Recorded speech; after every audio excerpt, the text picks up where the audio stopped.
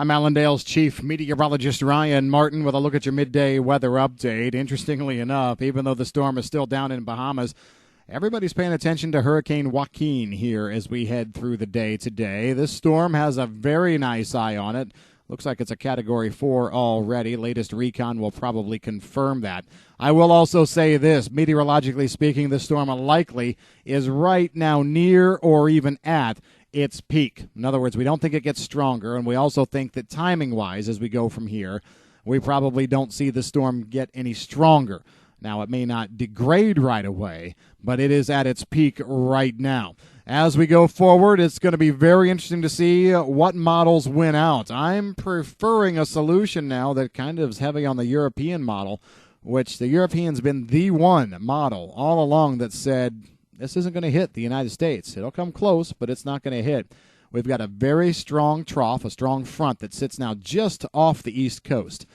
American models seem to think that this trough is going to draw the storm in, and boom, here it comes to the United States. The European says, no, it's strong enough that it bumps the storm and keeps it away. Time will tell, but right now we think we're looking at a graze and a miss. Here's the issue, though. No matter if it's a graze and a miss or if it's a landfall event, there's still heavy rains that are going to be moving in over the East Coast, starting with the southeast. I'll start with this from the grain perspective, and then we'll talk a little bit of livestock as well. But on the grain side of the equation, North Carolina on the latest crop progress report was only about 5% done with soybean harvest.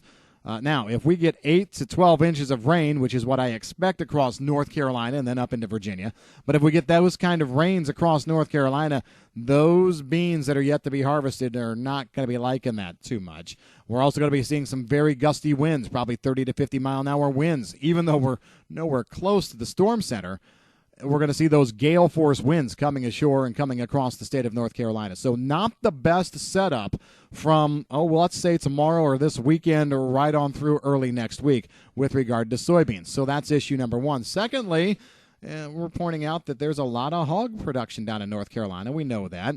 Now, generally speaking, the rains are not too big of a deal. Hogs are inside. But if you think about what it means in terms of delivering hogs and getting hogs in and out, extra wind, extra rain, lots of flooding, probably not the best for being able to haul hogs in and out. So those are the issues that are initially on our minds with Joaquin. Then, whether the track is out to sea or whether it comes ashore really can impact what happens with precipitation from there. For example, if you bring the storm ashore, you have to keep the door open and maybe some of this moisture sneaking toward the Appalachian mountain chain, and some models are saying it sneaks over and gets into parts of Ohio. I don't think that happens, especially if the storm stays offshore, but still, you have to look for the precipitation footprint there. And then, on top of that, you've got what we've talked about now for a couple of days, the simple backing the truck up phenomenon, where our normal pattern of precipitation, of weather, comes across the United States from west to east. We've got this big old storm sitting either on the coast or just off the coast, and it's going to kind of jam everything up, slow the progression a little bit. So the cool, dry, sunny, high-pressure dome that's giving us beautiful weather over the Corn Belt, it's probably going to be slowed down, and I don't want to say locked in place, but we could see that weather pattern extend a little bit. The unsettled weather that we see across the Great Plains and back into the foothills, that probably holds through the weekend into early next week as well, because we're just slowing the progression of everything down just a little bit. If anything, if things try and move, they're going to be pushed more north than heading east. So that's what we're looking at here overall. That's why as we go into the hard red winter wheat belts, we're looking at precipitation scattered about off and on, several waves of moisture trying to come out from eastern Colorado across Kansas, Nebraska, Oklahoma, Texas. We're seeing several waves, scattered showers from now right on through maybe early Monday, because we're backing this pattern up. That's why we're also looking at dry weather over most of the Corn Belt through the weekend. Next front for the Corn Belt looks like it wants to come through toward midweek next week, Wednesday, Thursday, and then as the flow pattern starts to get going again, I think we see a fairly significant system coming out of the Central Plains later next week that could bring another batch of rain to the Corn Belt as well. So lots of moving pieces here, and all of it starts with paying attention to Joaquin. So before you say, who cares, the storm's in the Bahamas, that's why we care. It's the track of this storm that really is going to start a domino cascade going one way or the other.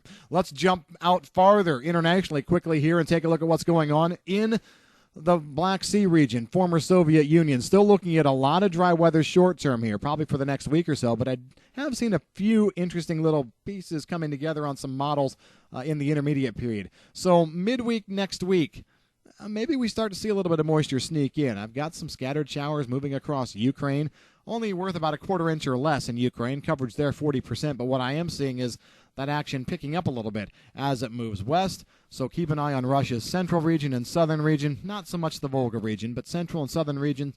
They could see 60% coverage of rains, maybe up to an inch, call it half to 1 inch. That's not fantastic, as we said in our online piece this morning, but it's definitely not completely dry. Speaking of completely dry, that's basically what Australia looks like on the wheat side of things. Yes, we have some scattered showers that are trying to sneak in today, tomorrow, and then on into Sunday in extreme southwestern parts of Western Australia. But in terms of something that hits a good chunk of the wheat belt, no, nothing coming here short term. Dry probably for the next 10 days to 2 weeks. And then with regard to soybeans, taking a quick look at South America, no real changes there. As a matter of fact, I think Mato Grosso, that central Brazil area where they can be planting beans right now, I honestly don't think they see much of anything outside of an isolated shower or two for the next 10 days to 2 weeks. All the rain seems to want to park in the southern part of Brazil. Mato Grosso do Sul, over through Sao Paulo, down through Rio Grande do Sul, and then, of course, into Paraguay and Uruguay. That's what's going on right now. If you've got any questions on the weather, if you want to quiz us on Joaquin, give us a call at Allendale. I'm Chief Meteorologist Ryan Martin.